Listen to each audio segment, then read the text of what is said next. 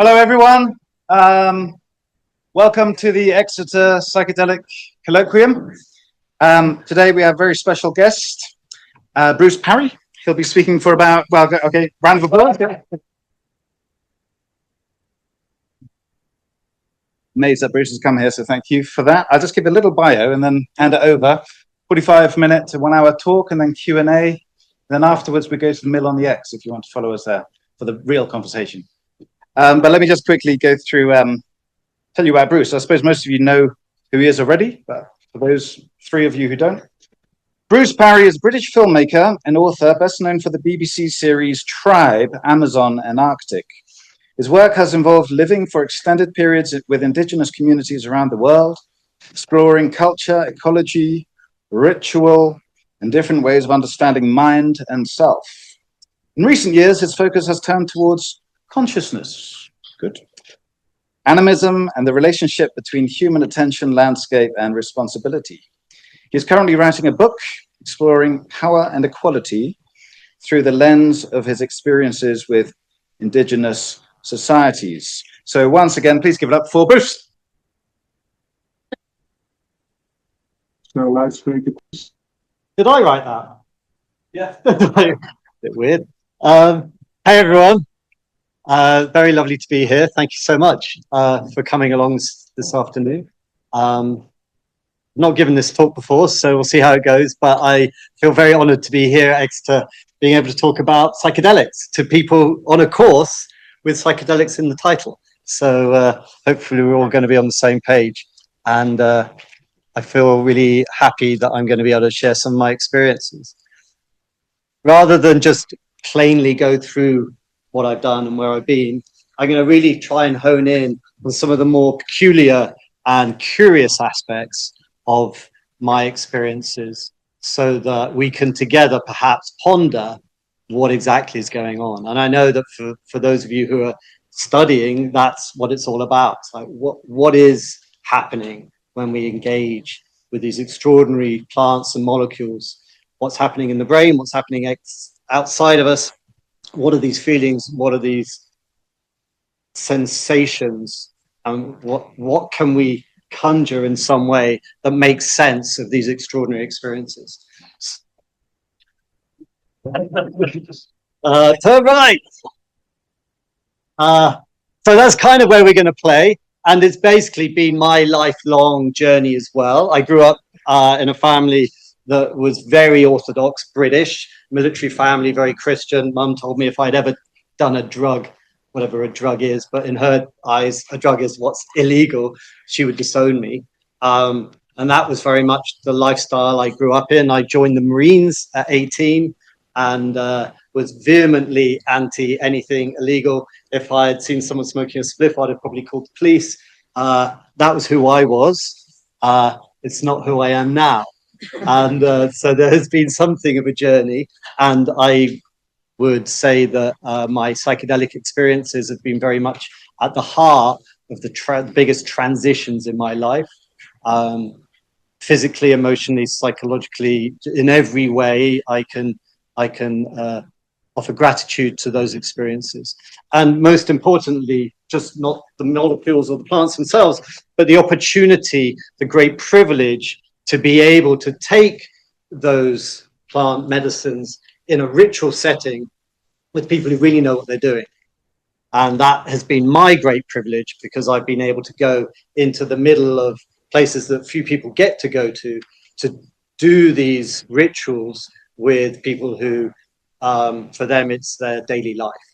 And they understand the importance of set and setting. They understand the importance of dosage. They understand the importance of integration, all of these things that we're just kind of slowly waking up to as we stumble our way through. I've had the great privilege of living and working with people who, for them, this is their deep understanding. It's their second nature. And I think if anything that I have to offer, it's for us to really pay homage and truly listen to those people, because they're the ones who have done the longest longitudinal study ever done. And just because they don't write it in papers, it doesn't mean to say that they don't have deep wisdom and knowledge. And I think that this intersection that we're in today of the psychedelic renaissance and the scientific exploration of psychedelics is fascinating, because there's some aspects of science that don't fit very neatly into this realm traditionally. I mean, science itself is an amazing method of investigation, as we know, but it has been kind of slightly co-opted by a materialistic dogma, if you will. And I think that that's completely the opposite to how Indigenous people see things, which is there's no such thing as objectivity. Everything's connected. You can't separate yourself from the experience. And those two areas there are very fascinating. And I think it's very interesting if science is going to have the courage to genuinely listen to the wisdom of our Indigenous cousins and accept that, yes, science is amazing. It's a brilliant form of investigation, but it's not the whole truth. It's a partial truth. And there are other ways of seeing and being and experiencing the world that our Indigenous cousins know inside out. And we need to listen to them. And then hopefully we'll find a beautiful path together going forwards. And it could even be a blossoming of science itself. So that's what I'm really interested in. And the reason I'm interested in it is because I've had these extraordinary experiences, and some of which have taken me many, many years after having had the experience to even slowly begin to understand what it was. And when I say understand, I don't mean that in a finite way.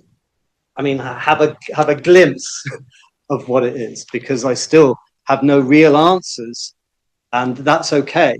But I definitely have come up with ideas and theories, some of which I'll share with you, and you might roll your eyes at one or two of them, but like, it's kind of fascinating to me, this whole area. And having been at the front line, if you will, I feel very privileged. So I'm going to start with a little clip, if that's all right. It's at 7 minutes. It's not psychedelic at all. It's from a film that I made, I don't know, 10 years ago now, called Tawai, A Voice from the Forest. Some of you guys were sent the link. Maybe you've even seen it. Feel free, you can find it free on YouTube and Vimeo. But this is a sequence from a group of people called the Piraha that I went to visit. And the reason that I went to visit this group was because I'd heard about them from a book. There was this book that came out that became quite a big sort of pop anthropology bestseller, written by the missionary who was persuaded by this tribe to not be a missionary anymore. And his book was called Don't Sleep, There Are Snakes. And the group of people that you're about to meet are called the Piraha. And the Piraha were made famous by this missionary called Daniel Everett, because he'd lived with them for 30 years and basically was persuaded out of being a Christian. And the reason that I found this whole thing so compelling was because what was happening with these people, which you'll see in a second, was fitting into a sort of philosophy and understanding, a theory that was forming in my own mind about consciousness, about this extra material, this unity consciousness, this sort of feeling of connection to something beyond that we all know from the psychedelic realm, but is actually potentially available to us in all sorts of other ways. Anyone who's done a Vipassana, I've done a number of them, anyone who's done long meditation retreats, one of the things that's very common that you'll hear people talk about when they come out of an experience like that is they feel a sense of connecting to something beyond. So I don't think it's unique to psychedelics, but I think psychedelics is one of a number of tools that humans have created over time that allow us to feel a sense of connection to something beyond. It does many other things too, the healing aspects of it we can also talk about later. But I'm really honing in right now, at least, on this idea of the unity consciousness, the feeling of connection to something beyond. And the reason that these people were so interesting to me was because in this book that Daniel Everett wrote, he described them as being present. Now, I don't know if any of you have spent time with hunter-gatherers, but you don't even know what presence means until you've been out on a hunt with a truly original hunter-gatherer in the forest. It's unbelievable the way that they are able to tune in to their environment in a way that it's almost impossible for us to comprehend. And if you think that for 95% of our time as a species, we were nomadic hunter-gatherers, we were training on a daily basis in a form of concentration of presence that was our daily bread. And since that, in the last 10,000 years, we've got into this realm of agriculture and all the blessings that have come from it, but we've lost that. We used to have to be present on a daily basis in order to survive. You're not going to catch the monkey if you're not in your body and in your mind and in your senses here and now. You're just not. You're not going to forage and manage to collect the right plants and other matter if you're not present to the moment. We can go off walking the dog and whistling and listening to headphones and looking at the horizon, but like when you're foraging, it's a different type of attention you bring into the present moment. When you're hunting, it's a different type of attention you bring into the present moment. And our ancestors trained in that every day. And my feeling is that something about that training is akin to what we have when we go on a meditation retreat, when we learn how to shut up that voice that's taking us out, the abstraction out of the present moment, and we reconnect to the part of ourselves that is in this moment. And that's when something else appears.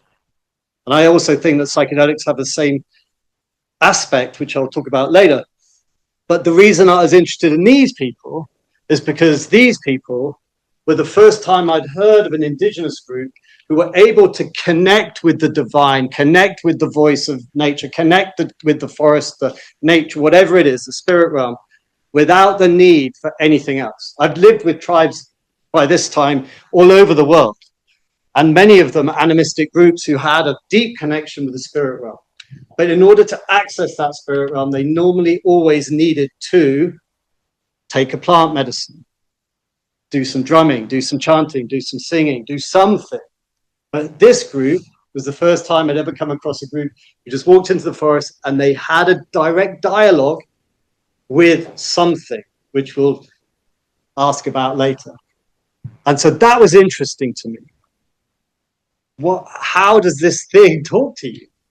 That's the question I went now. I asked Daniel Everett, I met the author of the book. It's like, well, he didn't even think to ask them that question because he just dismissed it as nonsense. He'd gone from Christian missionary to atheist, like many of us do. You know, just like close the door on it and go the other way. Whereas I'm interested in that middle space. It's like, no, I'm not dismissing their belief. But what is it? And how do they feel it? And how do they experience it? These people are so into the present moment that they haven't even created a language for a future or past tense to their own language. They couldn't even abstract out the present moment verbally if they wanted to. They just fucking can't do it. Everything about them is in the here and now. And the only thing they're interested in is the here and now. And no missionary has ever been able to persuade any of them to become Christian. Because the first thing they go is like, well, when's he coming? Does Jesus come? It's like, no. He's like, well, you obviously met him. No. Well, you've obviously been to where he's. No. Well, why the fuck do we care? Because we've got our own dude. Never. They're just not interested in anything outside of their own present experience and your present experience and what's going on. They haven't even created different linguistic capacity for future and past tense. Doesn't mean they don't understand the future and past. It's just like so irrelevant to them that their whole language is about the here and now. So they're a very interesting group. And there's huge debates as well about other aspects of how the language is very different to other languages. And there's a whole Noam Chomsky debate in the linguistics and stuff, which we can get into later if you want. But that wasn't my thing. My thing was like, how are you connecting with the spirit realm if you're doing this just by walking to the forest? So we'll start with that. Maybe.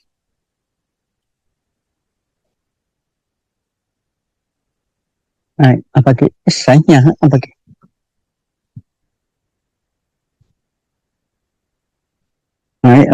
saya? Kisahnya apa?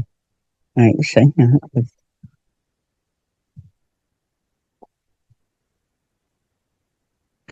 ai kai ai ta che apu ai che cái cái cái ai pi ai che kosa ka so kawai bu ke ai nya hoa ai có về cái ai che cái chỉ có che cái pi ai u kêu ai cặp kêu cái sa ai này qua bài pi se cái má pi cái cặp kêu ai có về nya hoa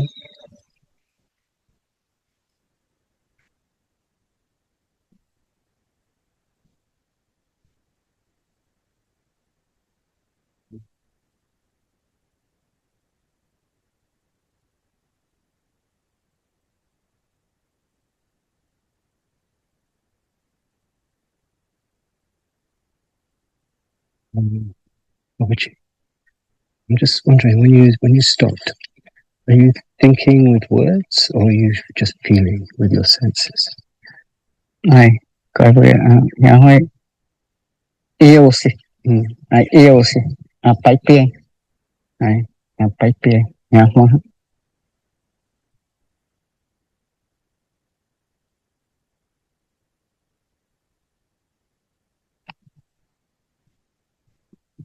ai chỉ có giải có chỉ có quy cặp quy, ai có quy cặp quy ai chỉ có sao cả, ai nhảy nhảy có chỉ hiểu ấy nhảy, ai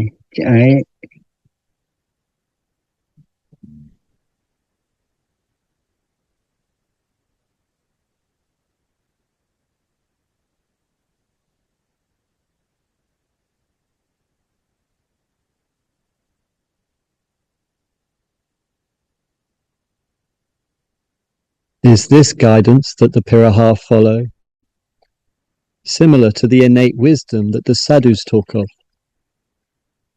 An intuitive wisdom that sits beneath our conditioned layers, found when we are present to the subtleties of the immediate moment.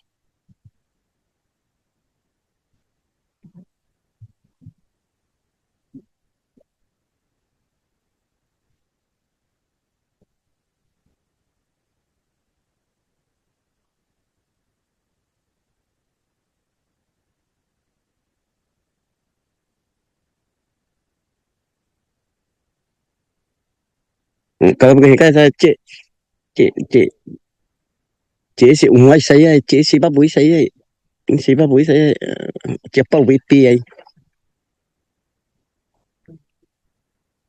sĩ bao bay ya các nguy cá ya các nguy cá hiểu không có bisa hay sĩ bao bay có cái cái ai có cái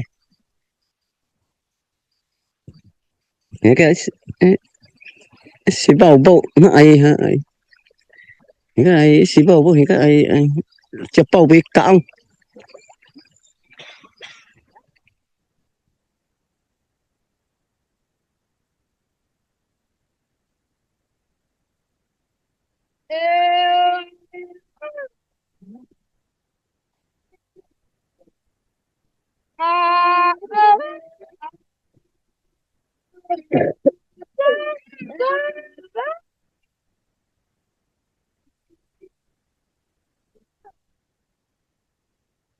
Like the Panan, the Piraha exude a sense of tranquility, a peacefulness which hints at a deep contentment, despite the many opportunities they've had to alter their way of life. The Piraha have resisted many of the material changes that other tribal groups in the area have readily adopted.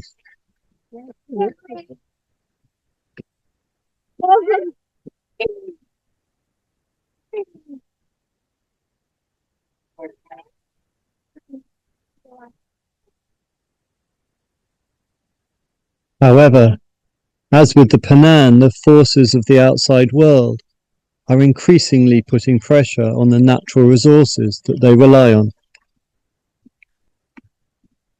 And so in recent years, the Piraha have also turned to agriculture.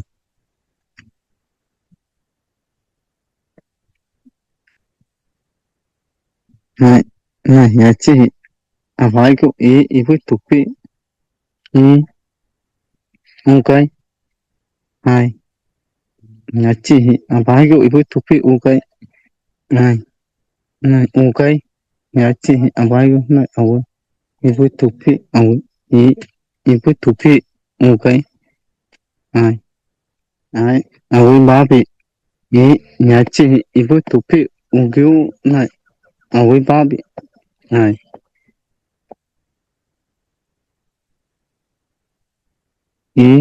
hai ya chi ao Ai, ugyu ibu tupi mabi ibu tupi na kawa bugi ai ao pi ai ugai ai ibu tupi kawa bu ai ugai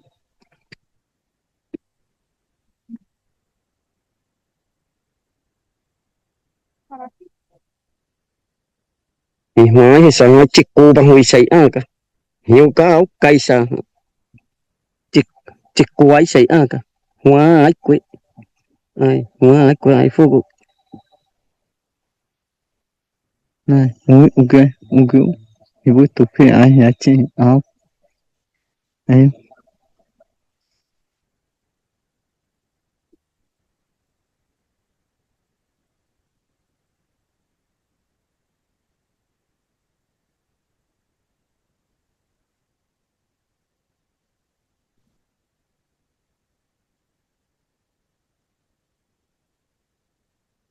What would it be like to hear the voices of nature as perhaps we all once did? Would we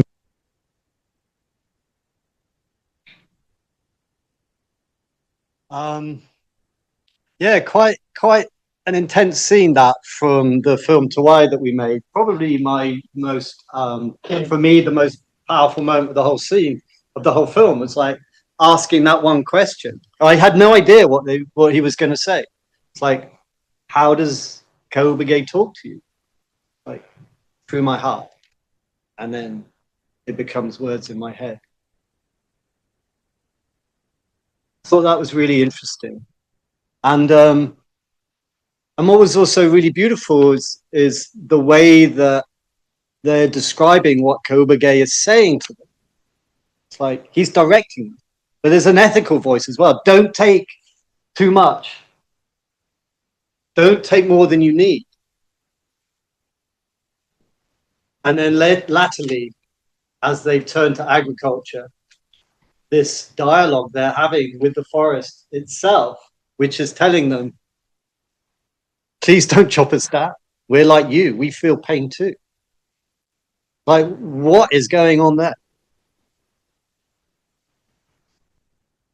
And what are those voices? Is it coming from inside, an intuitive understanding of how to be, or is it extra? And that's kind of where we're going to go with the rest of this chat, because unsurprisingly, you'll probably be like me and have an opinion on that. So my first ritual use of any psychedelics was with a group of people called the Babongo in Gabon. So having left the Marines, I got into the film industry. I did some other things, and then was used to lead expeditions, and basically got into the expedition space as an adventurer, and went off and had loads of adventures. And along my journeys, I met Indigenous peoples. I made a film which became very successful, won awards around the world, and that basically got me a job with the BBC, who kind of found me and said, do you want to do a series about living with tribal people? And I was like, fuck yes.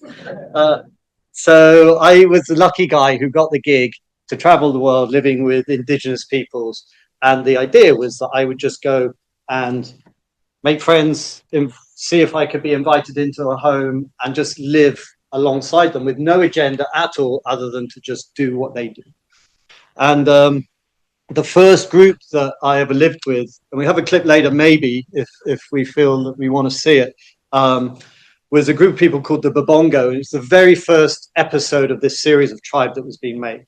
And and they were pygmy peoples living in Gabon, in the Congo, and they were recently settled about a generation or two before, and we'd done a bunch of research about them, but we knew also that they had this thing called iboga, which was a ritual, was a plant, and a ritual that they do. And we didn't know if they were going to invite me to do it or not, but sure enough, after a few weeks of being there, they said, "Would you like to be initiated?" And of course, I said yes. The idea of the series wasn't that I was going to do these things. And I spoke to the director, who was also the series producer, and I'm like, should I? He goes, "Well, no, don't be ridiculous." I was like, I said, "Well, would you?" He goes, "No, there's a reason we have a subconscious. It's to put a trap door on it, and I just don't go looking." And so that was the team. But I was like, well, I'm living with these people. They've invited me, so yes. The other thing that was a bit on my mind was that on the flight, on the way out, I was reading the literature, and it described this thing called iboga, and it said that actually, if you had a heart arrhythmia in any way, it could be actually quite problematic. And I was like, if only I'd read this yesterday, I could have had an ECG, but I'm now on the plane on the way out. So there was these things going on in my head. I had no idea. It was the first time I'd ever done anything like it. That's not true. I explored psychedelics, not in a ritual setting, recreationally, not to great effect prior to that. So it was kind of new. And I was going to be invited to be initiated. It was a 3-day event. It was just me.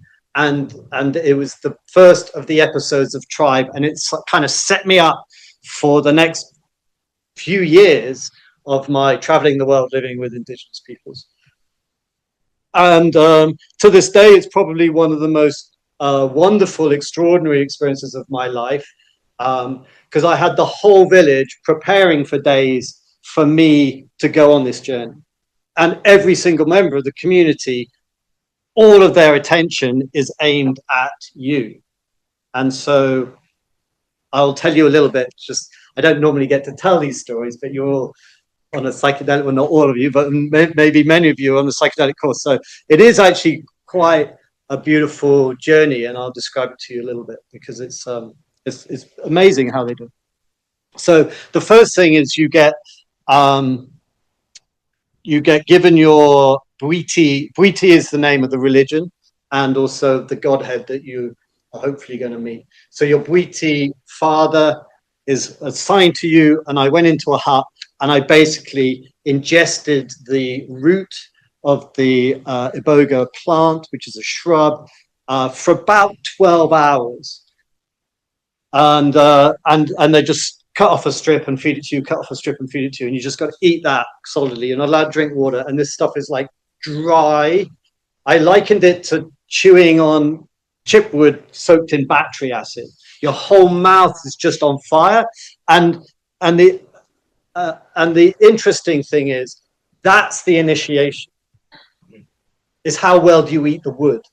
That's the initiation. But there's two parts to the initiation, but the biggest part is like how the Banzi is like the initiate. I was the Banzi. It's like they're not interested in other things in the way we think that they might be interested in what it is that the difficulty is of the journey. No, the real thing is how well do you eat the wood? So you just got to eat this stuff, and it was probably one of the hardest things I've ever done. You know, if you go and do a burger, some of you will have. In a ritual here, you get given it shredded in a capsule. But that's not how they do it.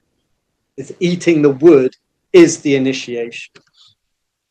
So you eat that for about 12 hours, and then you drink a concoction of leaves and wood, and then that starts your vomiting, and then you have another 12 hours of visions. This is the first day. So in the visions, the crew's not allowed to be there. A lot of this is in secrecy. I'm there with my Bwiti father and my friend Oog, who's translating for me, and we're in the hut, and so I would like pass out, have these extraordinary visions, and for those of you who've done iboga, you know there's a bit of a route, there's a bit of a pathway that's been written about, and I certainly had something that was similar to it, whereby you basically relive some of your past, and then you go on a journey of having these out-of-body experiences, and then by the end of it, perhaps you're meeting ancestors and whoever else along the way. And it takes a bit of a journey, and the visions themselves are incredibly powerful, as you can imagine. Like, for example, me being taken back to a time of a girlfriend many years before, where she's sadly very unwell. We're in the room, I'm back in my body, everything's as I remember it. I come out of my body and go above, looking down on both of us, and she turns to me and says, I love you. And then I go into her body and look at me through her eyes, and me going, yeah, love you too, babe, or something, but not really meaning it. And then feeling her heart break from inside her as she's looking at me, kind of disrespecting her or disregarding her in that moment. So that kind of experience of deep empathy of another in a shared moment of our past, and a number of those along the way. So very, very powerful revisitations to moments where you were having an impact on the planet. And, you know, I've had those sorts of experiences with ayahuasca and other things too, but it was like, there's a slightly different flavor to it, in that sort of empathic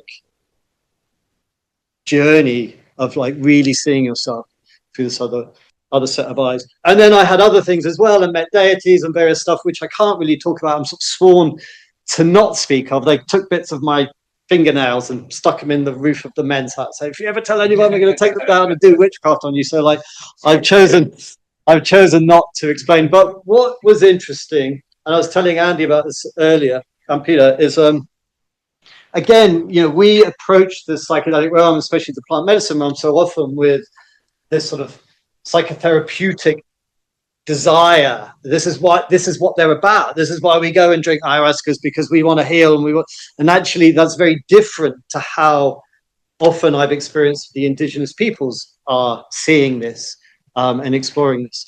And so after I come out of my second 12 hours, which is the visions, I then have 2 more days of partying. I get lifted up and I get put on people's shoulders, and I don't touch the ground for 2 days, day and night. People chasing fire streamers all around me getting taken down to the river, forced to evolve, reborn, all of it. It's just madness. But I'm invited at the end to explain what I've seen.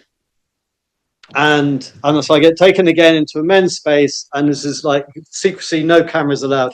What is it you've seen?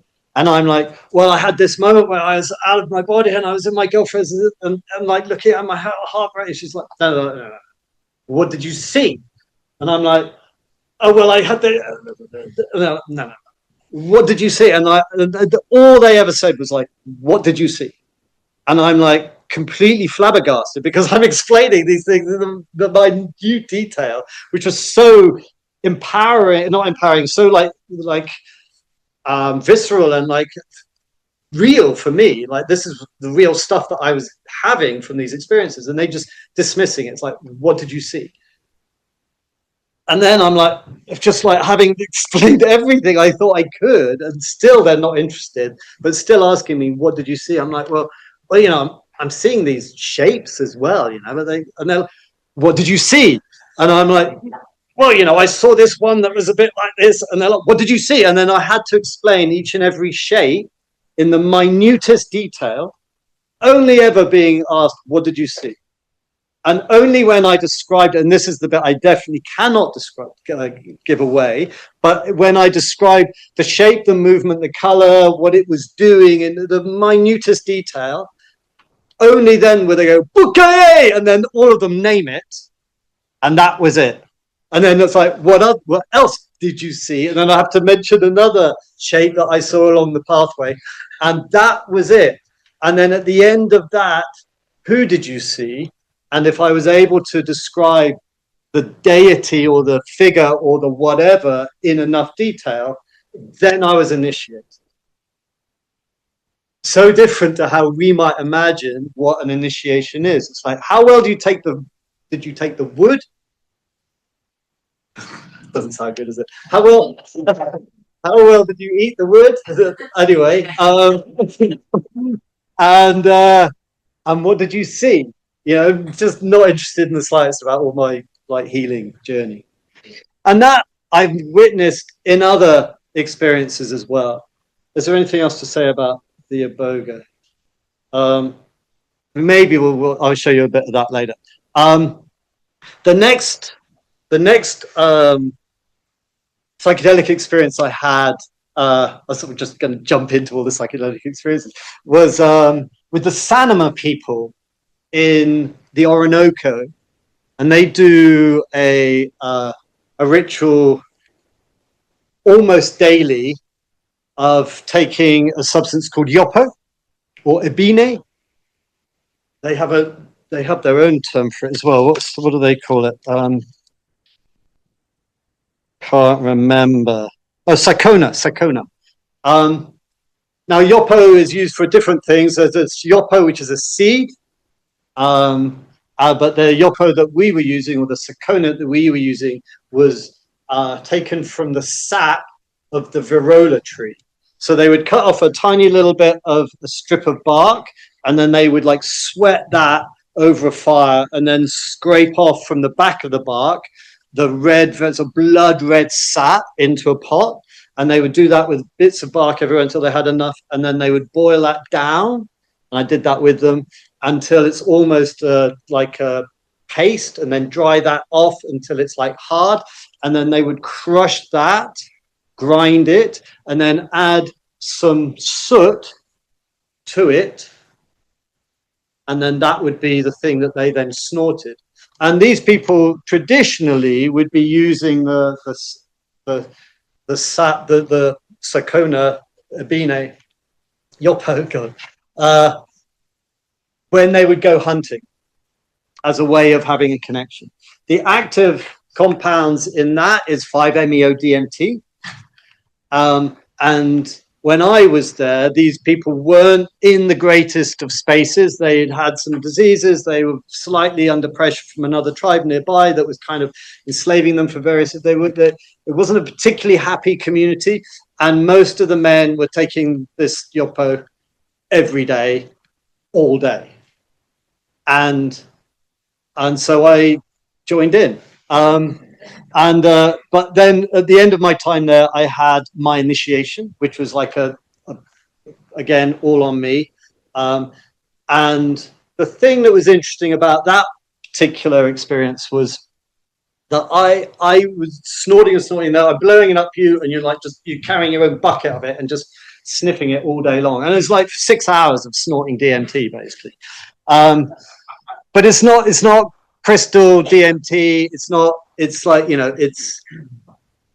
it's not as pure as if you're taking bufo or if you've got synthesized DMT. This is like still an organic matter within, you know, so you've got to snort quite a lot to get the DMT, but sure enough, you get it. But what was really interesting about this particular experience that isn't evident from the show, but I can share with you, is that I didn't really feel it until I started singing. And so their spiritual tradition is that everyone, once you've been initiated, or as you become initiated, you need to be visited by the Hekura spirits. The Hekura spirits are tiny little, you know, DMT entities. DMT is quite famous for having entities associated with it, as many of you know. And these particular entities are tiny. They're called Hekura spirits. They crawl up your leg, through your bum hole, and into your chest. They sling their hammock in the ribs of your chest, and they sing. And depending on which entity, so Hekura spirit, has come into you, you will get a certain song. So everyone has their own songs. And the whole of the time that I was there, the month that I was with them, they're like, has a Hekura spirit come to you yet? Have you received your song yet? And I'm like, look, really sorry, no. So they were a little bit disappointed that I hadn't been visited and I hadn't had my Hakura spirit, but I came to my initiation anyway, and I was just snorting the fuck out this DMT. It wasn't getting that much. I mean, it was a bit of a rushy head at times, but like, I don't know, I didn't feel like I was really feeling it. And then one of my hosts said, look, why don't you borrow one of my songs? And maybe I will show you this later, because it's kind of, it's quite messy. If ever you see, all of this stuff, by the way, is on Vimeo. You can go and watch all of these episodes, or it's actually all on BBC iPlayer as well at the moment. The Sanama people of Tribe, Sanama episode. And it's messy. It doesn't look great. And these dudes are like blowing snuff up each other's noses. There's black snot pouring down, like rubbing off their faces and rubbing it in their hair, and then just like partying basically. And these songs that they sing, that the Hakura spirits have conjured inside of them, are fascinating, because it's not a beautiful song. It's like more like and they have words. But what I noticed about it when I was trying to emulate the song, I wish I could remember it. I would try now, but you're very lucky that I can't remember it. Is that I noticed that I was having to resonate different parts of my body in order to make the sounds. So I could feel my forehead vibrating. I could feel the back of my throat vibrating. I could feel my larynx and my chest. It was like it was working on all of these different areas. And only once did I get the whole thing, and suddenly I was transformed, and I was in the DMT realm with them. And then I'm like, oh, and it was like interesting. They're all dancing and they're like looking at me like, oh, you're here now, are you? All right. And all I can describe it as is as if they were all holograms, but everything else was gone. So we were in the cloud space. No, there was no trees, foliage, nothing. We were all in a white cloud space, but holograms of each other dancing around. And then I'm like, okay, this is where you guys come. No wonder you spend so much time here. And that was curious. The other thing was, it's like that was it was quite aphrodisiac when I got into that space as well. I make a very strong resolution whenever I go into any Indigenous group. It's like that's just one part of me I turn off. It's just like, don't get involved with any romantic sort of anything anywhere you go. It's just like, you're only there for a month, why would you do it anyway? You're just going to cause chaos. It's like, just turn that off. But in that moment, I remember seeing one of the women walk past who I had thought, well, that's an attractive woman. Didn't obviously do anything about it. But anyway, I remember seeing her walk past and wasn't attracted to her at all. But all of the other women who were sat around with the paint on were suddenly incredibly beautiful. And that was something else that I guess I wouldn't have known unless I'd tried it. It was like, that was okay, that was interesting. And they were like sat there with a paint on, like watching the boys. So I'm like curious. So that was my second big event. And then I guess the next big one was ayahuasca. And many of you will probably have taken ayahuasca. I had been offered it before I went, but I did it for the first time on television. I said, no, I'm going to wait, because I knew I was going to the Amazon. I did an 8-month trip down the Amazon looking at globalization, really. Sort of like 8 months from source to sea, started with cocaine fields, made cocaine in the high Andes, and then into alpacas, and then down into the areas and looking at logging and mining and oil and all sorts of stuff, all the problems of the Amazon that we're kind of, the consumer world is causing. So that was the trip. But on the way, I went past a group of people and called the Achwa who drink ayahuasca, but the team chose a group that actually drank ayahuasca in a particular way, and that is that they don't mix the Banisteriopsis with the chacruna.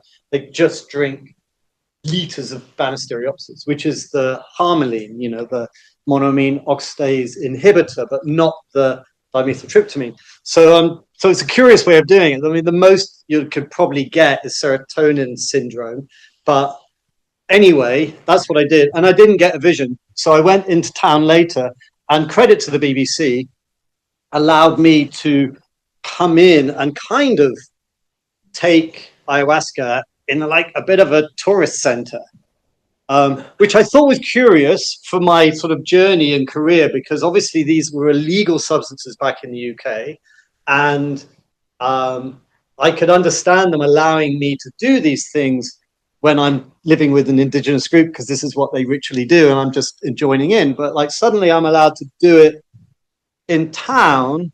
And so that was kind of like, wow, okay, cool, good for you for letting me do this. I was very keen to do it. And sure enough, I had a very, very strong experience with it.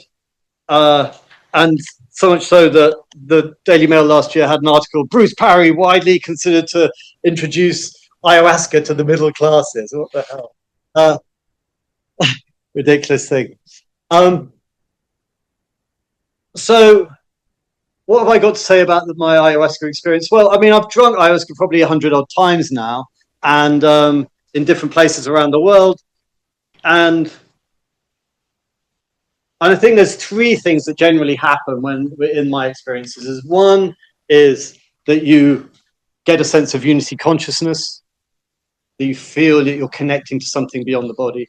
Another is you get an opportunity to see yourself through another prism, a little bit like the burger I just described. And the other is that you are able to perhaps revisit a past trauma through the eyes of someone who is older and wiser and more compassionate, and recalibrate a relationship with that memory, with that trauma. And I think that one of the things that are interesting with iboga and with ayahuasca is that iboga works in the serotonin area, also works in the dopamine area, also has neuroplasticity. It's like works across a whole suite of different aspects within the body that allow for a momentary revisitation of those things that are just beneath our sort of conscious awareness in the subconscious, which will often be a trauma, and that is affecting our behavior in ways that we're not even aware of. It's just happening on a daily basis, but you can revisit it and reconnect those neural pathways into a way that you can basically harmonize your relationship with that and the sort of response that you might have as a result. And I found that very often. I mean, I only did the iboga a couple of times, but with the many, many times I've drank ayahuasca, I've definitely, having started out with quite a lot of traumas as the Marine, harmonized many, many areas of my life. So that's been something that's been incredibly beneficial to me in my journey, personal journey. But I just want to now kind of come back to that question I started with at the beginning. It's like, what is it that we are experiencing when we have that unity consciousness experience? What was it with the Sanama? What was it with when I met the deity? What is it with the Piraha when they feel that connection to something beyond? And I think there is something in the area of being present. I think there's something in the idea of how it is that we're able to find a way of experiencing something that feels just as real as this does now, but it's rarer and therefore so much more powerful. Anyone who's seen the film I made, To Wire, Voice from the Forest, will notice that I interview a guy called Ian McGilchrist. I think that his work is very interesting in that space. And the other thing that's really interesting here with the Piraha at the beginning, talking about Karubage, is like, how did these groups find these compounds and these medicines in the first place anyway? And this also comes back to the question I posed at the beginning. It's like, are we going to take seriously the testimonies of these people? Or are we going to just think we know better? Now, if you ask an indigenous person, they'll say, well, it's because the plants told us. And of course, our natural response to that is, yeah, they're there. Sweet. But, you know, that's impossible. I've been on a journey where I've began to humble myself truly, having started out with exactly that thought, which is like, you know, these are metaphors, this is poetry, this is, you know, folklore. To actually try and take seriously, well, what could be a mechanism whereby these people are able to hear the forest? Why is it that the Piraha were saying that? What is our capacity when we take plant medicines or when we're present in the moment, or we do a Vipassana, where we can feel something that feels so real? Well, I mean, it comes into the space of consciousness, doesn't it? Consciousness, doesn't it? If we imagine that consciousness is just the machinations of a material mind firing synapses, chemistry, and all the rest of it, then it finds it very difficult to answer these sorts of questions. Whereas if we take a different take on consciousness, which is that consciousness is primary itself, that everything is conscious, everything is consciousness even. And at the end of the film Tawai, my friend Ian says, well, maybe consciousness has phases, like water. Water can be ice, it can be flowing water, it can also be water vapor. It's still water, just takes different phases. Well, maybe consciousness could have phases too. Maybe the material realm is a form of consciousness. Maybe our connection to that which is another form of the same thing. Maybe everything in its own right, or everything itself, is a form of consciousness. And Ian even says in the film Tawai, it's like, science loves to talk about the problem of consciousness. But actually, consciousness isn't the problem. It's the one thing we do know, that we're all conscious. The most difficult thing is like, it's like almost the problem with matter. That's the problem. And I think these are interesting areas to explore. And I invite anyone who's on this, on these courses. What does it say now? Someone go, fuck off. So I invite, and I'm sure these are areas you're already exploring anyway on your course, but I want to make a plea for the Indigenous voice here to take seriously what it is that they're saying. You know, Jeremy Narby wrote that beautiful book, The Cosmic Serpent, where he invites, an anthropologist, he invites this idea that maybe the indigenous peoples are listening to the forest. But even then, he kind of doesn't go the whole way, he still stays slightly in the material. He goes, maybe it's photons coming from the trees or something. It's like, well, maybe it's actually beyond that. Maybe it's even beyond that. Maybe we can just explore the possibility of consciousness being primary. And when I explore that idea, that really kind of starts to answer so many of my curiosities. It's like, well, then I don't have to be on either, and if you take the phases of consciousness as an idea too, it's like, I don't have to like marry myself to material science or to non-dual spirituality, both of which like to be on opposite sides denying the other.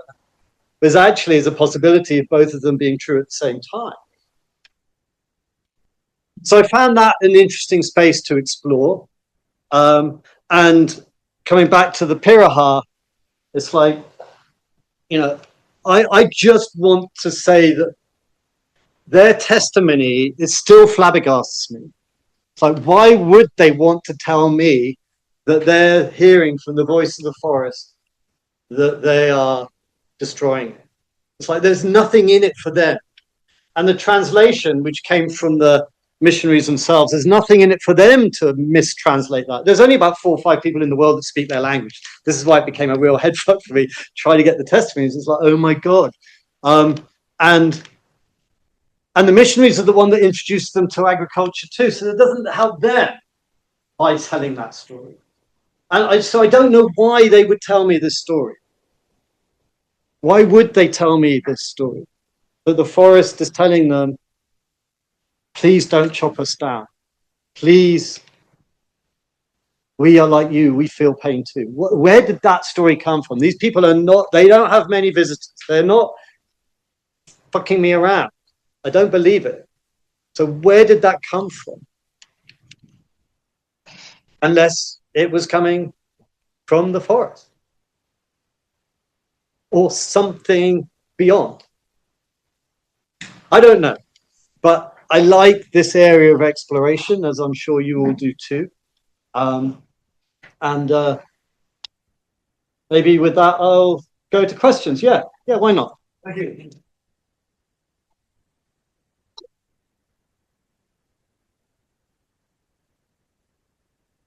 Really fascinating. I've got a million questions, but I better take it for the audience. So please raise your hand if you have a question. Anyone? Wonder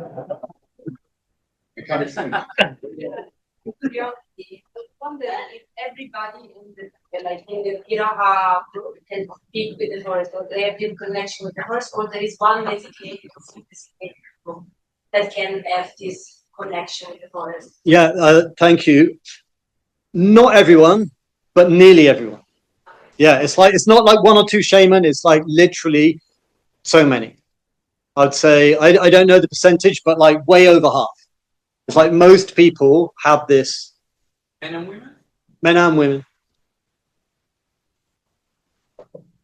Because usually there is an elected one. Yeah.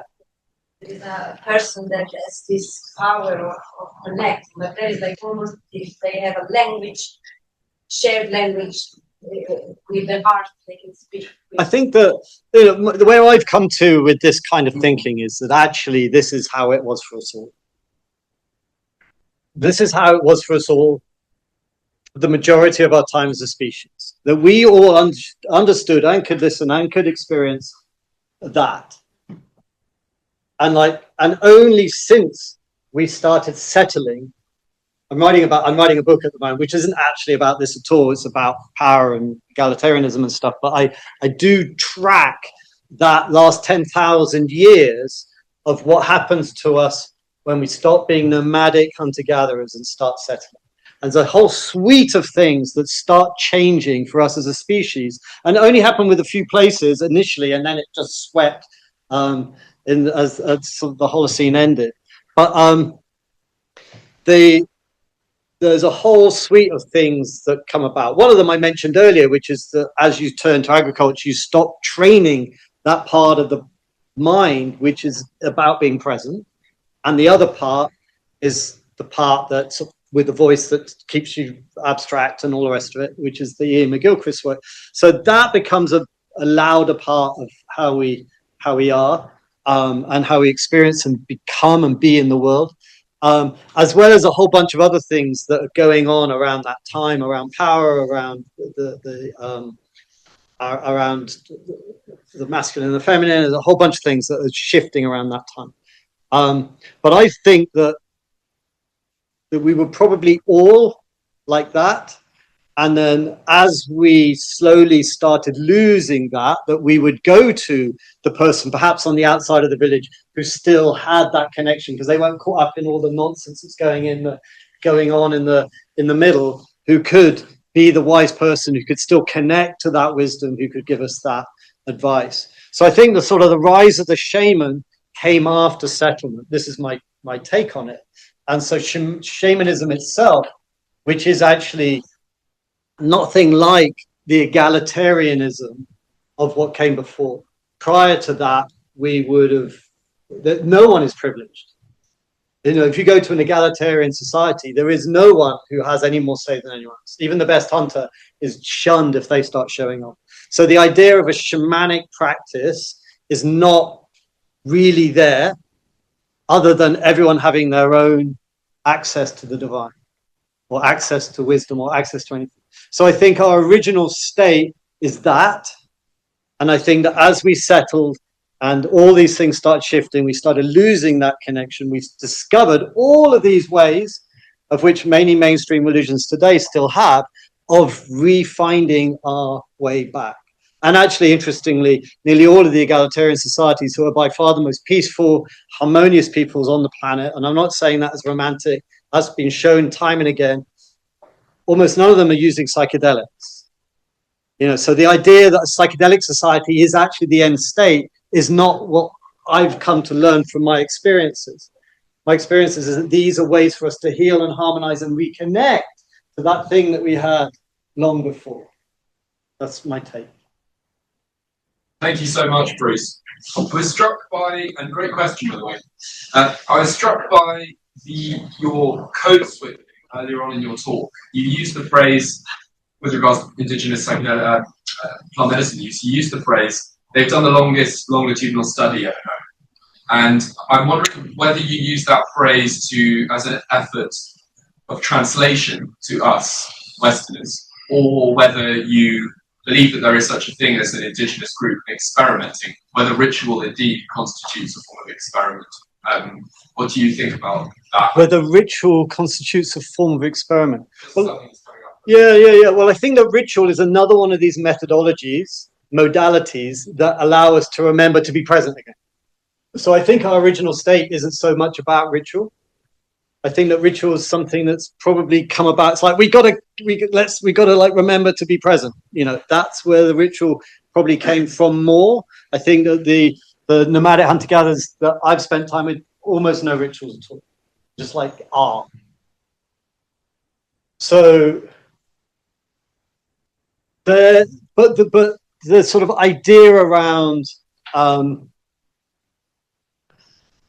the experimenting and the study is interesting. It's like, how did they learn how to mix the chacruna with the Banisteriopsis craft? How did they learn to mix the sap of the Varrola tree with the ash? You got to activate the DMT with the ash. It's like the idea, which would be the sort of like the mainstream material science idea around that, is that they've just trialed and tested everything. But like in a forest where half of the shit is poisonous, not half, but you know, it's a fair deal. It's a big ask. What they've snorted, every single thing in combination with everything else, it's like, I mean, you can understand maybe the ayahuasca, they've ingested things, and maybe, but like, what, to have snorted everything? It's like, come on, get real. What is that? Is that the best you can come up with as an answer, that they've just tried everything? So I don't know if that really, I mean, you triggered me to answering a slightly different question, but it is of relevance, I think. And so, yeah, I think it comes back to there's another avenue of investigation here. I don't think it's a formal avenue. I think it's you know, I think that Nabi was right in some ways in that they're just hearing, and he says that they hear it when they're under the influence. I'm saying that our original state is hearing it anyway. Question from the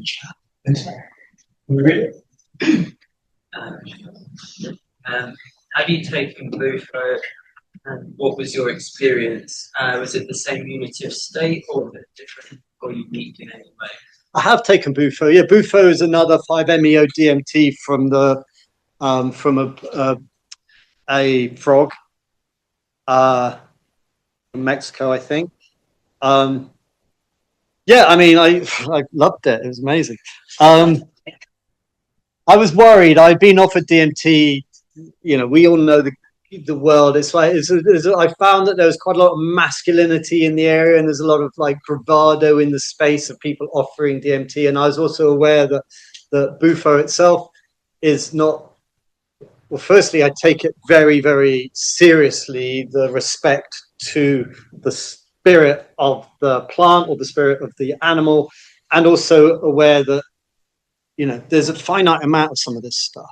You know, ayahuasca there's plantations of that stuff going on. That's but iboga is harder, and things like Bufo even harder still. There's an ethic in our consumption of these things. So that was playing into my experience too. But I did have someone who pestered me for a few years and said, "Look, I think you should." And he and a team of psychonauts came to my house. I was living in Wales, which is the perfect place for any kind of illegal activity. And I'm just digging myself a whole lot of. It didn't happen in Wales. I'm just joking. Where's the camera? Happened in Portugal. And yeah, and we did it ritualistically, which is really important to me. Even when I take things in a more, let's say, recreational space, I will always ingest with a prayer. I will always pay homage to the spirit of the plant and gratitude, and invite it in and ask it to do its work in its way. And these things are incredibly powerful substances. And yes, we can all, have fun in these spaces, but if we don't remember that they're incredibly powerful and they need a lot of respect, then we can get ourselves and those with us into a lot of trouble. And I should made that more clear in my talk, really, but I think I'm talking to a room of people who know this stuff. But yeah, so the Bufo, I basically didn't know what to expect. I was a bit worried. It was my first like pure dimethyltryptamine experience. But I just lay back and basically dissolved into the universe. And we did, as a bunch of us did it one at a time, and we all sat with each other as they went through their journey. And some people were a little bit letting go. Apparently, I just totally relaxed in. So that felt nice, and was like a true unity consciousness experience where it's not just that you dissolve. There is no you to dissolve. It's just there is only it. But it's not even, it's like, that kind of thing. And so, yeah, extraordinarily beautiful experience. I find those sorts of experiences less wholesome and healing as ayahuasca, which I find, because of its slower process through the body, through the fact that it goes into the stomach, there's much more healing there. I find that the DMT experience can be a little recreational without much meaning, so it's not my favorite thing. Although someone did give me a pen recently, so I made this myself from Verola. Would you please take it? I'm like, okay. So it's out there in the world, but yeah, I for me, the ritual use in a ritual setting with like real intention is definitely my preferred way. Yeah. Thank you so much. It was super interesting. I have a quick question: is in any of the practices that experience with the psychedelics that I've had, was there the use of plant medicine to sort of heal a certain condition or to cure? Because obviously we in the Western world partly use the psychedelics and medical practices to heal. Essentially, and you were saying that you were healing the process, but that's not what was required for the initiation. But maybe other tribes, maybe some other conditions that were helped through that experience, or not? Yeah, I remember talking to someone about my experience one time and saying, "Oh my God," and he looked at me and was like, "Yeah. We hear some people really need this stuff." But it was like a curiosity. So I guess I'm getting at maybe more so these days, but traditionally speaking, I think it was less. Its use was less for that. There is, of course, if you go to the Shipibo, for example, amazing ayahuasca community, they traditionally would use plant medicine, but it would be the shaman or the ayahuasquero who would take it, and they would have the journey and have the insights and then tell the patient who wasn't taking it, because they've got the icaros that come from their dietas of the plants, and it was them who were doing the healing on or finding the wisdom for. And so that's also interesting, because and what's also interesting, a little bit like pizza going to America and then coming back to Italy, is a different thing. It's like there's a re-emergence of the ayahuasca experience, for example, in Peru and Brazil, whereby some of the indigenous groups are doing it differently now as a result of it becoming westernized and going back. So there's all of that going on. It's very, very complicated. And I remember I was at a retreat center in Peru a number of years ago, where they have people coming through all the time. I was always getting asked, Bruce, I want to do ayahuasca. Can you tell me where? And I found that a very difficult question to answer because the places I'd been to are very hard to get to. So I thought I'm going to go to one of these centers to see what I think of it so that I can recommend it to people, because I get asked that question a lot. And while I was there, I spoke to these women who were the ayahuasqueras of that center. And I thought we were just going to have a conversation. I was like, you've been here for years and you've seen probably thousands of Westerners come through. Is there any sort of commonalities, generalities of what you've witnessed in us that you see that we need to, thinking it was going to be a conversation? They literally almost each and every one of them to a T just looked at me and just said, "You're all stuck in your heads." Say no more. Yeah. Something you touched on in the video at the beginning, kind of the difficulty that the Pinaha, Yeah. have in daily living, feeding themselves, and then seeing maybe the more urban communities or the towns, and the attraction that an easy way of life has. And I'm sure that some people from various tribal communities around the world see the easy way of life in the townships or whatever. So some would go and live there, but also some would stay. And in your experience, can you comment on what is it that? Yeah. No. You've touched on a great point. In my experience, like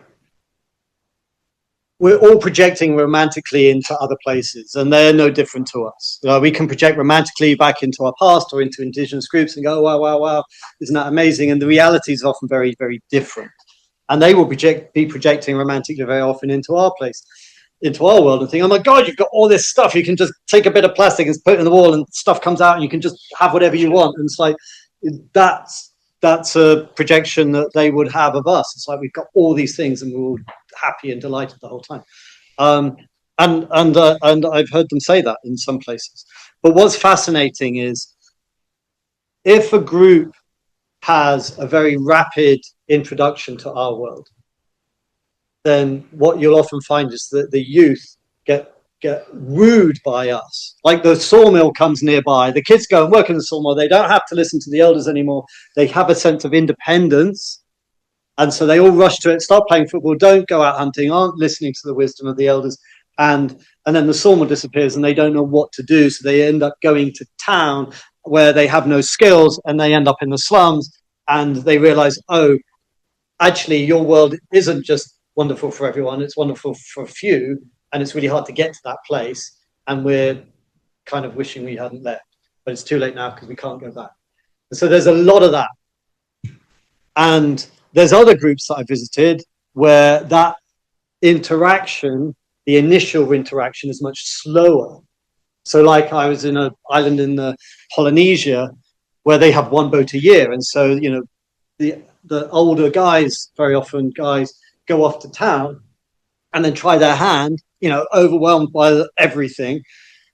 But you'll notice that 4 or 5 years later, some of them will be coming back going, don't do it. Or you got to go, but just be aware. It's not everything we thought it was. And so that is very often the case. And then finally, those people that I know who have had the real understanding of both worlds, like truly known both worlds, very often choose to go back. That's where they find something else. And it's not for me to say what that is, but obviously there are some people who leave and don't come back. But that I know because I have met a number who have I was at university, I had all the stuff, I was loving computer games and cocaine and girls and whatever, fully functioning member of society. Anyway, I said it now. And I'm now living in Mud Hut with my family, and none of those things. And like, I was dragged back by my family, and I'm just so much happier than I ever could imagine. And I witnessed that on a number of occasions. And even people like, there's famous letters from Benjamin Franklin back in the day saying things like, you know, I don't know what it is, but we take these natives, these savages, and we bring them into, we steal their children and bring them into our world and give every possible comfort and convenience you can imagine at the highest level. And the first opportunity, they run back. And we have so many of our own people who are disappearing to the natives and not wanting to come back. And I think that that's a time when this was rampant, and he was lamenting that himself in his letters to friends, not making public, but those letters are there to be seen. And so this is something that isn't just me saying it. This is something that I think is a truth and a reality that should invite us to look at our society like I do, a little differently. Just following on from that, thank you for your thought and for all of your work. You were saying about us needing to pay attention to what these indigenous cultures have, and particularly around psychedelics. I'm just wondering if you have any thoughts about how that bridge could happen, particularly with young people, and in relation to the work that I do with young men in the West. I think there would be a willingness for that bridge to happen between both cultures, and obviously the crisis that our cultures in. Yeah. Well, you know, like, I don't know the bridge. I'll try and conjure something as we speak, but you're mentioning young people. It's like, you know, one of the things I do witness when I am with, not all, because some indigenous groups are really struggling, like the Sanema, who I didn't show you the clip, but you can find it online. They're struggling, you know. I think that they're taking that Yopo as an escape. You know, they are not in a happy place in some ways. So it's very hard for me to sort of cast dispersion over a whole group, but that was just my feeling. I hope they don't mind me saying it. But by and large, if a group is relatively remote and unaffected by the outside world, I don't notice addictive tendencies. I don't notice mental health issues. I don't see so many of the things that are rampant in our society in those places. And I think that a lot of what we're struggling with are aspects of a society that isn't very healthy. And I think that there's a whole bunch of reasons for that, but I think probably the biggest one is like the loss of community. You know, it really does take a tribe to bring up kids. And, you know, nearly all of my friends who've got kids are stressed. And you go to an indigenous group, they're not stressed. They're just, the parents aren't stressed. In fact, like the idea that children would be hanging out with parents is just like madness. It's like, well, kids don't want to hang out with parents. Kids want to hang out with each other and running around. It's like, well, mine's that one. You'll see him in a few days, maybe, if he comes back. It's like, you know, they're just not stressed. And it's like shared paternity, shared maternity, and a group of people who have a similar value system, similar work ethic, working together. Kids growing, it's like all of that is like, there's a real harmony there. And I'm not trying to say it's utopian. I'm not saying they don't have their struggles. I'm not saying that there isn't difficulties there. And I'm also not saying that we don't have wonderful blessings here too. But what I am saying is that a lot of those aspects of what we see as problems in our society, I don't witness there. So how to bridge that, I don't know, but the message is a good place to start. You know, it's very hard to go and visit a group. I had the extraordinary privilege of being invited into these places, and I was invited in because I was with the BBC, who had the money and the reputation and the researchers to find the anthropologists who spent 30 years with these people, and then I just go in on the shoulders of people who've already created the relationships. So it's not something you can easily just do yourself, because I go in with the doors open for me. So I don't know how others could do that, but I do think that we can take the essence of what is being transmitted from like the book I'm writing and other people speaking in this area, and see how we can replicate that. And I think that men's groups are really beautiful. I think there's lots in that if they're coming from the right place. But, you know, we're in a mixed up space right now as far as this whole understanding of what it is to be human, what it is to be in a community, what it is to be, you know, in whichever body it is that we're in. All of these things are very complicated today, and I think they don't make it easier for us trying to figure those things out. So yeah, I'm sorry that I don't have anything more direct to offer you, but good luck with the work because it's vital. Bruce, can I just ask you a question about the realm? 5MO took you to. You said you were a collection of avatars, or holograms, right? Were the other holograms representations of the people in the tribe? Yeah, no. It was like the other it was like basically me seeing you, but you're like translucent, so I can see through you, but I can also see you. But nothing else is here. But we're both dancing in the clouds, and you're like a hologram, translucent hologram of self. So that's what I meant when I said hologram. It's like you look like a hologram. But is that with eyes closed or eyes open? No, eyes open. Eyes open. Yeah. I was like that. I was like, what the fuck? But I mean, are you seeing with the eyes open in your physical body, as it were? Are you seeing the other people in the same space? Yeah. Or is it like a different kind of? Well, that's a good question. I mean, I wish I could. We should ask me then. Wasn't invited. No. I remember like it was eyes open because it was like I'm here now with you all and the chairs go. And I can just see you and you can see me, but there is nothing, we're all floating around. So I'm assuming, but I didn't, you know, it's a language issue and there's like, you know, and it's a slightly high issue. So I just assumed by the way they were smiling and like looking at me differently and kind of winking and nodding and that they were also experiencing that too, that I was in it with them. I don't think that answered your question, really, did it? Yeah, no, it's interesting. If it were eyes closed, it'd be much more radical, wouldn't it? Anyway, thanks. No, I don't know. I think that the eyes open, it's like it's pretty full on to have everything disappear with your eyes open. Like, yeah, I'm in the cloud.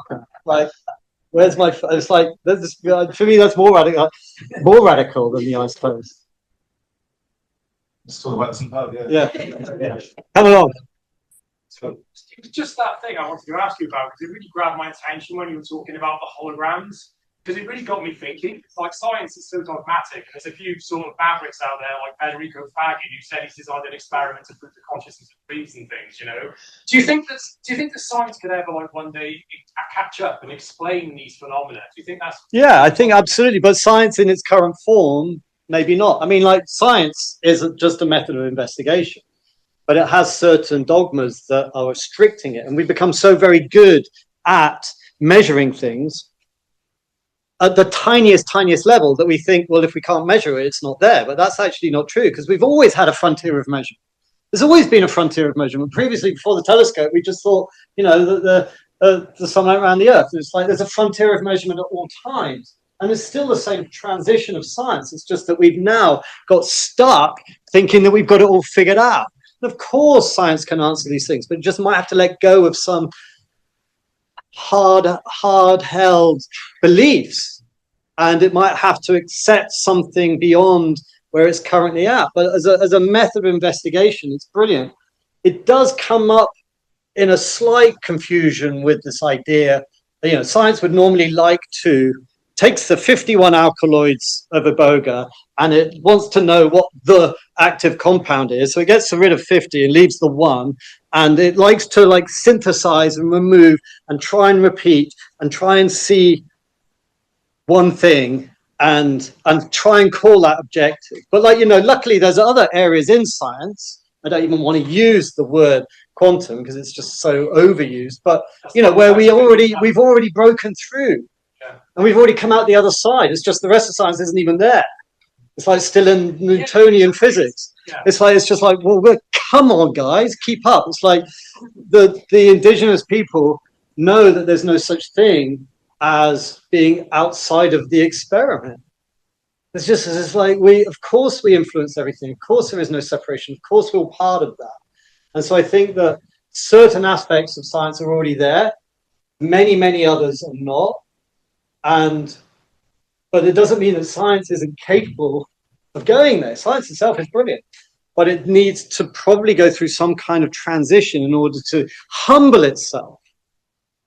Because at the moment it's full of hubristic thinking, and hubris is the Tower of Babel. It's where things fall down. It's like it has to go through humbling itself to other wisdoms, and I think that that's what the indigenous people can offer.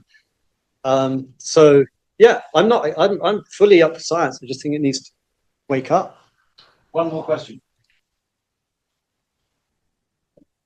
Who was it? This guy. Okay. Hey. Thank you for the talk. It was very insightful. I'm not on the psychedelics course, but I am from Wales, so thank you. Great. October time. My question was more. I'm on a psychology undergraduate course, and I understand that the language might constrain it when you were with the Piraha. But I know you said that they cured the forest. Did you go deeper into what sort of experience that was? Because obviously there's a big difference between, say, someone telling you that they love you and someone just sort of giving you a passing comment. So did you go deeper? Yeah, well, I mean, I think the clip I showed you, well, I mean, I said to him, like, you know, how is this message coming to you? Are you in your senses, in your mind? What is it? How are you receiving this information from the forest? And the guy there, Tuabechi, said to me, Kaubage talks to me in the heart. And then it becomes words in my mind. And so that was the bit that I was looking for. Because obviously I'm not hearing Kaubage speaking. It's not an auditory thing. It was interesting though when he does hear the birds sing. It's like, oh, toucan, the toucan's happy. You know, so that's the other thing I've noticed with indigenous folk, especially hunter-gatherers, is that they, you know, I started out by saying it's like you've no idea what it's like to be present until you're with a hunter-gatherer. But I think just like those ayahuasqueros said to me, we're all stuck in the heads. When you're with a hunter-gatherer, you realize what it is to be embodied. And there is an embodied wisdom. They are feeling and experiencing the world not just through this, but through all of it. So they will walk through the forest with barefoot, and they will know what tree is above them just by what their feet are feeling on the ground. And they will know what the smell is of the boar and the shape of this and the behavior of that. And all of these things are coming to them in a way that we just cannot understand. And, you know, and we can, and some people do, but we also know that if we're not using certain senses, they do nullify over time. You know, if you take a baby and you grow it up in complete darkness, it will become blind because it's use it or lose it. The atrophy of the nerves, they haven't all grown into the space by the time it's born. It has to continue. And so I think that there is probably a possibility that some of these people are actually truly genuinely experiencing the world because they have been embodied and because they are using their senses and not sat in front of a computer just using that. And they're using their whole bodies in a way that actually is almost like a sixth sense to us. It doesn't make them superhuman. It just means they've been brought up in a different place. You could have been a baby and been brought up there and had everything that they've got, but you don't, very likely. And that's why I say hubris, because we think we've got it figured out because we're so good at abstraction and figuring and like creating shit. But actually, when it comes to the wisdom of connecting to all that is, the connecting to the forest, connecting to that thing which may be beyond it. You know, there's neutrinos and everything passing through us that we can't even detect. Who's to say that that isn't a vibration of some sort that's coming into his heart that's giving him information? Who's to say that? Well, we go, oh, it's fucking wrong, it's nonsense. But like, who are we? We're the ones stuck in the head. They're the ones in their bodies feeling and experiencing the world. And then we just poo-poo it as nonsense and poetry and romance. It's like, I'm like, no. These guys have got something going on. And so, yeah, you don't hear it, but you feel it. Okay, well, we've all felt it, so please.